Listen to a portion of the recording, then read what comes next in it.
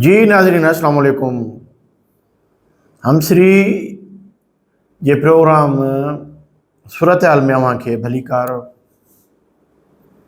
गर्मी जो हाल अहवाल, बारिश जे लाइ का नेक तमन्नाऊं, बारिश पवे त का गर्मी घटिजे, बिजली जी लोड शेडिंग, इलाही मसला आहिनि। हाणे कहिड़ी सूरत हाल ते ॻाल्हाए वठूं। मुंहिंजे सम्झ में पहिरीं असां शुरूआत करियूं था त जेको असांजो शहर आहे गादी जो, मुल्क जे गादी जो शहर इस्लामाबाद में, उते काफ़ी रैपिड चेंजिस थियनि थियूं पियूं ऐं मीडिया खे भलियूं भलियूं ख़बरूं मिलनि थियूं पियूं। उन्हनि ख़बरुनि मुताबिक़ ईअं महसूसु थिए पियो त हींअर मौलाना फज़ल रहमान हिकु की फिगर ठहे पियो। मौलाना साहब जी हुकूमती पोज़ीशन त एतिरी कोन्हे का, हिन वक़्तु उन वटि को बि उहिदो कोन्हे को हुकूमत में, पर उन जे बावजूदि हुनजी एतिरी पोज़ीशन आहे त नून लीग बि उन सां ठहणु थी चाहे, पीपल्स पार्टी बि उन सां ठहणु थी चाहे, सभिनी खां वधीक ठहणु थी चाहे PTI, ऐं अंदरूने खाना इस्टेब्लिशमेंट उन सां फिटाइणु नथी चाहे। इन सभिनी ॻाल्हियुनि खे ॾिसूं था त पोइ मौलाना साहब जो त हिकिड़ो कद काठ पहिरीं आहे ऐं हाणे बि थिए पियो। उनजो सबबु इहो आहे त मौलाना साहब वटि जेतिरो डिसिप्लिन फोर्स आहे, मदरसनि जा शागिर्द जंहिंखे चयो वेंदो आहे, या हुनजा पंहिंजा ॿिया सियासी कारकुन, जिथे बि चाहे, जंहिं बि शहर में चाहे, चङो ख़ासो इज्तिमा गॾु करे सघे थो। ऐं ॿी जेका उन सां पॉज़िटिवनेस इहा आहे मौलाना साहब जे, त मौलाना साहब जे जलसे में को बि क़िस्म जो तशदुद वग़ैरह न थींदो आहे। बाक़ी हाणे भड़कूं शड़कूं त पॉलिटिकल माण्हुनि जो कमु आहे हणणु, पर कॾहिं बि कंहिं बि जलसे में अहिड़े क़िस्म जो को बि इज़हार न थियो आहे जीअं PTI कुझु टाइम पहिरीं पंहिंजनि जलसनि में कंदी रही। इस्लामाबाद जा वण बि हुननि साड़े छॾिया हुआ। काल्ह PTI जी हिकिड़ी कमेटी, मुज़ाकराती कमेटी, मौलाना साहब सां मिलण वई ऐं मौलाना साहब उन्हनि खे ट्विस्ट कीअं ॾिनो आहे, इहो आर्ट आहे जेको शायदि मौलाना साहब वटि बहितर आहे। उनखे इस्तेमालु उहो बहितर अंदाज़ में करे थो पियो। हुननि चयो त तव्हां सां गॾिजो ऐं जेको अॻिते जो लाइम अमल तयारु था करियूं, जून में या एंड ऑफ मई, या मैच जेका रखियलु आहे 3 तारीख़ वारी सुप्रीम कोर्ट जी, तव्हांखे मालूम आहे न, मैच बानी PTI चए थो 3 तारीख़ मैच आहे। मैच ख़बर न आहे कंहिंसां आहे, चलो ॾिसी वठंदासीं 3 तारीख़ मैच में केरु थो खटे केरु थो हाराए। कोर्ट में वञण खे मैच चइबो आहे, हू चई सघनि था। बानी PTI जी मर्ज़ी आहे, हू जेकॾहिं जापान ऐं जर्मनी खे गॾाए त बि हुनजी मर्ज़ी आहे, जेकॾहिं साल जूं 12 मौसमूं ॻणाए त बि हुनजी मर्ज़ी आहे, हुनखे मुबाह आहे। अच्छा, हीअ हरूभरू उनजो ज़िक्र निकिरी आयो, तमामु चवंदो त तव्हां असांजी कावड़ आहे का बानी PTI ते। त PTI जे उन वफ़द खे मौलाना साहब चयो त तव्हां आया आहियो, अखियुनि ते आहियो, पर तव्हांखे अथॉरिटी कहिड़ी आहे त तव्हां ई मुज़ाकराती टीम जेका बानी PTI मुक़ररु कई आहे उहा ई आहियो असां सां ॻाल्हाइण जे लाइ। हुननि चयो न, असांखे बानी PTI मोकिलियो आहे। तव्हां सही था चओ, असांखे ख़बर कीअं पवे, मूंखे ख़बर कीअं पवे। मौलाना साहब चयो त मूंखे ख़बर कीअं पवे त तव्हां ई जेका हीअ कमेटी आई आहे उहा ई मोकिली आहे बानी PTI इमरान ख़ान। हाणे ईअं कयो, महिरबानी ईअं कयो जो तव्हां हिकिड़ो लेटर वठी अचो जंहिंमें इहो लिखाए अचो त जेके बि 3 रुकनी कमेटी उहा नॉमिनेट करे थो, उहा ई ॻाल्हियुनि करण जी ऐं फ़ैसिलनि करण जी मीटिंग्स में मजाज़ हूंदी। ऐं ॿियो इहो तव्हां ॾियो, छो त हिन वक़्तु मौलाना साहब जो जेको नैरेटिव आहे उहो टोटल एंटी इस्टेब्लिशमेंट आहे। हू चए थो त इस्टेब्लिशमेंट मूंखे हारायो आहे, जिन खे बि खटायो आहे इस्टेब्लिशमेंट खटायो आहे। इहो कोन थो ॿुधाए त KP में जेका ओवरवेलमिंग पोज़ीशन आई आहे PTI जी, उनखे कंहिं खटायो आहे, उहो PTI बि कोन थी ॿुधाए। मौलाना साहब चयो त मुंहिंजो मौक़िफ़ इहो आहे त इहो इस्टेब्लिशमेंट कयो आहे, इन जे करे मां उन सां कावड़ जो इज़हार थो करियां ऐं मां इहो वाज़िह थो करियां त इस्टेब्लिशमेंट सां ॻाल्हियूं न कंदुसि, रोडनि रस्तनि ते ईंदुसि ऐं ओतिरो प्रेशर डेवलप कंदुसि त जीअं हीअ जेका हिन वक़्त जी सियासी हुकूमत आहे उहा मजबूर थी इलेक्शन कराए। उनजो मौक़िफ़ आहे, उन ते असां बहस नथा कयूं, उनजो तजज़ियो कोन था करियूं। जेकॾहिं तव्हांजो बि इहो ई मौक़िफ़ आहे त तव्हां लिखत में खणी अचो त तव्हां इस्टेब्लिशमेंट सां हिन वक़्तु जेसि ताईं इलेक्शन्स नथा वठूं ॻाल्हि ॿोल न कंदो। हाणे PTI चवंदोमांनि ॿ पासे, हिकिड़े पासे त हू चवनि था त असां सियासी माण्हुनि सां कोन ॻाल्हि कंदासीं। सियासी माण्हू कहिड़ा? पीपल्स पार्टी, MQM ऐं नून लीग। बाक़ी ॿियनि सियासी पार्टियुनि सां ॻाल्हि कंदासीं। अच्छा, हाणे हुकूमत में त ही टे आहिनि, माना हुकूमत सां ॻाल्हियूं न कंदासीं। बाक़ी जेके वीचारा आहिनि उहे उन्हनि सभिनी में मौलाना साहब ताक़तवर आहे। वरी ANP ॾिसो, ANP जो हिन वक़्त जो जेको उन्हनि जो चेयरमैन आहे ML वली ख़ान, उहो चवे थो त सेनेटर कराइण में हथु जेको आहे उहो आहे सदर पाकिस्तान आसिफ अली ज़रदारी जो। माना उनजो एतिरो उनजे थैंकफुल आहे। उहो बि ज़ाहिर ईअं सम्झो त पीपल्स पार्टी सां गॾु आहे, जंहिं पासे पीपल्स पार्टी हूंदी उन पासे ML वली बि वेंदो। बाक़ी जेके पार्टियूं आहिनि उन्हनि खे केतिरी मोट मिली आहे उहो सभिनी जी। या इहो भला सम्झूं था त जेकॾहिं सफ़ा फेयर इलेक्शन थियनि बिल्कुलु 100% पॉसिबल त कोन्हे को, त मौलाना साहब अक्सरियती पार्टी थींदो पाकिस्तान जी? इहो फ़ैसिलो तव्हां कजो, सुवाल थो छॾे वञा। हाणे PTI जे लाइ मसइलो थी वियो आहे। PTI चए थी त मां ॻाल्हाईंदुसि कंहिंसां? ॻाल्हाईंदुसि सिर्फ़ु ताक़त सां, इस्टेब्लिशमेंट सां। साफ़ लफ़्ज़नि में इहो आहे त असां ॻाल्हाईंदासीं त चीफ ऑफ आर्मी स्टाफ सां ॻाल्हाईंदासीं। हू ॻाल्हाइण लाइ तयारु कोन्हे को। हाणे कदगन लॻाए पियो मौलाना साहब त तव्हां लिखत में ॾियो त तव्हांजी इस्टेब्लिशमेंट सां ॻाल्हि ॿोल न कंदो। हाणे PTI केॾांहुं वञे? हाणे इहो ॾिसो ट्विस्ट केॾो आयो आहे।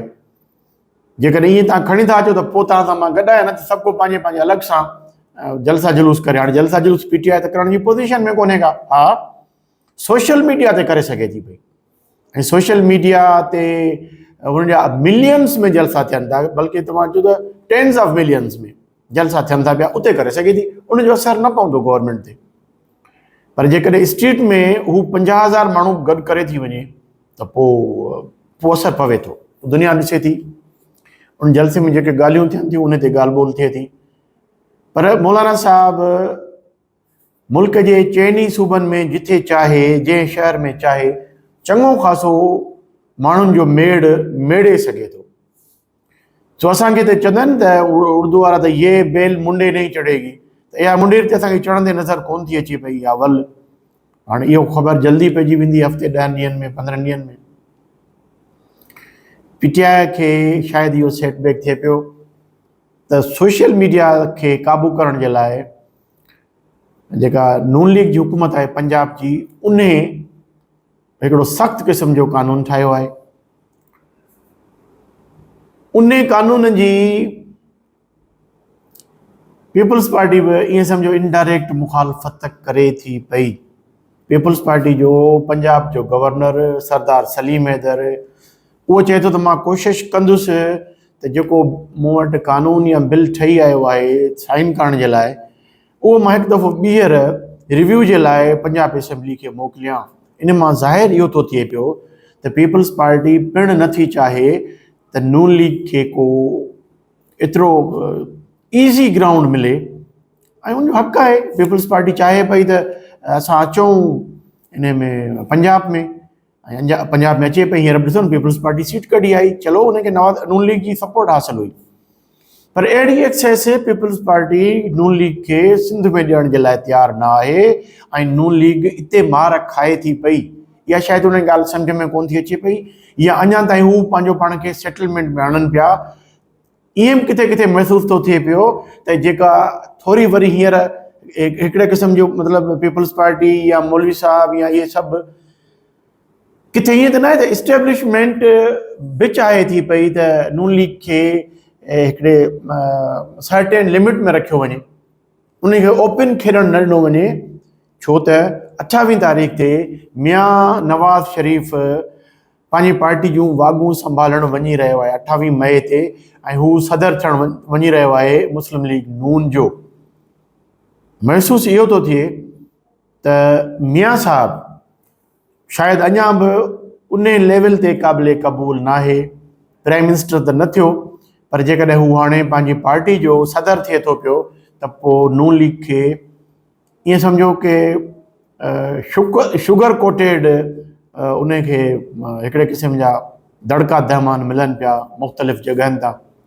इहो फ़ैसिलो वक़्तु कंदो। ॻाल्हि था कयूं सिंध जी। हींअर गर्मीअ सां पहिरीं तव्हांखे चयो गर्मी केतिरी आहे। ज़ाहिर आहे गर्मी में जेको असांजो एग्रीकल्चर सेक्टर आहे हिन वक़्तु सारियूं पोखिजनि थियूं पियूं, लाड़ जे साइड में त पोखिजी रहियूं आहिनि। उन खां पोइ हींअर वणनि जी जेको असां फुटी जो फ़सुलु आहे न उनखे, ऐं उहो तमामु नाज़ुक फ़सुलु हूंदो आहे, उनखे पाणी जी अशद ज़रूरत हूंदी आहे। असांखे पंहिंजो पाणी त कोन थो मिले पियो, पर जेको 13 मई ते इरसा में हिकिड़ो फ़ैसिलो कयो वियो हो, जंहिंखे बि सिंध हुकूमत न मञियो हुयो, पर पंजाब पंहिंजे होड ते अची वियो। उन्हनि चयो त असां चश्मा झेलम लिंक कैनाल उनखे वाहींदासीं, जेको फ्लड कैनाल आहे। जॾहिं असां वटि ॿोॾि जी सूरत हाल ईंदी आहे त इहो कैनाल बंदि आहे, पर उन्हनि चयो असां पंहिंजे हिसे जो पाणी खणंदासीं ऐं सिर्फ़ु 2000 क्यूसिक्स पाणी उन में छॾींदासीं, जंहिं ते बि सिंध जे नुमाइंदे एतिराज़ु कयो, पर उन्हनि जे एतिराज़ खे हमेशह वांगुरु रदी जे टोकरी में उछलायो वियो हुयो। पर हाणे ख़बर पई आहे, अॼु जी रिपोर्ट इहा आहे त चश्मा झेलम लिंक कैनाल में 7000 क्यूसिक्स पाणी खयो थो वञे। ऐं तव्हांखे ॿुधायूं त असां वटि सभिनी खां वॾो जेको सिस्टम आहे सखर बैरेज वारो, उन जा 2 जेके वॾा असांजा कैनाल्स आहिनि, हिकिड़ो आहे नारा ऐं हिकिड़ो आहे रोहिड़ी कैनाल। त रोहिड़ी कैनाल जी कैपेसिटी 12000 जी आहे, पर कैपेसिटी ते कॾहिं बि कोन वंदो आहे, छो त हुन में सिल्ट अची वई आहे। ऐं नारा कैनाल जी 14000 जी कैपेसिटी आहे। त हाणे 7000 जेको क्यूसिक्स पाणी खणंदो हूंदो, उहो केतिरी ज़मीन खे सैराब कंदो हूंदो, ऐं उहो पाणी कंहिंजो हूंदो। इरसा मञा असांखे पंहिंजो पूरो हक़ु नथो मिले सिंध सूबे खे। उन ते केरु ॻाल्हाईंदो?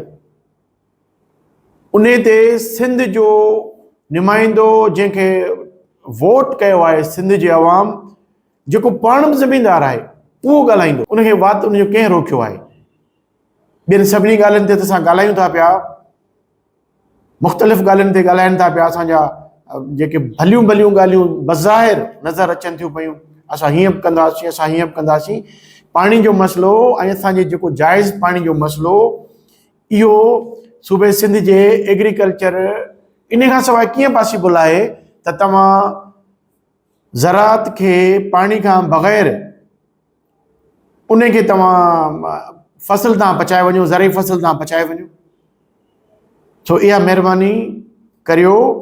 जेको हिकु त उनखे हक़ ई कोन्हे को सीजे लिंक कैनाल खे, जेसि ताईं के ॿोॾि नथी अचे। ज़बरदस्ती हुननि 2000 क्यूसिक आहिनि, हाणे 7000 ते पहुता आहिनि, ऐं सुभाणे ख़बर पइजी वेंदी 10000 ते पहुचंदा। इन खे रोकणु कमु CM सिंध जो आहे, सिंध जे काबीना जो आहे, ऐं सिंध असेंबली जो आहे। सिंध असेंबली आवाज़ इन ते छो नथी उथारे? सिंध असेंबली इन ते आवाज़ उथारे त सिंध जे पाणी खे किथे बि कट न हयो वञे। कहिड़ो बि सूबो हुजे असांजो पाणी न इस्तेमालु करे। असांखे अॻे ई पाणी जी खोट आहे। ॿियनि सूबनि में थो थिए त हर साल उते ज़रई ज़मीन में इज़ाफ़ो थिए पियो, उनजी पोखी में। जीअं हींअर कणिक में थियो त गुज़िरियल साल पंजाब में 1,60,00,000 एकड़नि ते कणिक जी जो फ़सुलु थियो हुयो, ऐं उहो हिन साल 1,74,00,000 एकड़नि ते थियो। माना 14 लख एकड़ वधीक फ़सुलु उते थियो पंजाब में। ज़ाहिर उनखे पाणी जी ज़रूरत पई हूंदी। इहो अजीब आहे त हिकिड़े इलाइक़े में, पाकिस्तान जे हिकिड़े इलाइक़े में त ज़मीनूं सैराब थियनि पियूं पाणी सां, ऐं उन्हनि जी जेको फ़सुल जे लाइ जेका पोखी वारी ज़मीन आहे उहा वधे पई, ऐं हिकिड़े इलाइक़े में सिंध सूबे में घटिजे थी पई। इहो सॼो ज़िमेवारी, ऐं जेकॾहिं उन ज़िमेवारी खे पूरो नथो कयो वञे त सिंध असेंबली जी ऐं सिंध हुकूमत जी ऐं पीपल्स पार्टी जी कोताही आहे, इन खे कोताही न करणु खपे। महिरबानी करे जेको तव्हांजो हक़ु आहे, जेको सिंध जे अवाम जो हक़ु आहे, जेको सिंध जो पाणी जो जेको 91 वारो कार्ड थियो आहे उन तहत मिलणु खपे ऐं इन में का बि कोताही सिंध जो अवाम बर्दाश्त न कंदो। नाज़रीन, अॼु जो प्रोग्राम अव्हांखे कीअं लॻो? अव्हांजे फीडबैक जो इंतज़ारु रहंदो। अला भाई।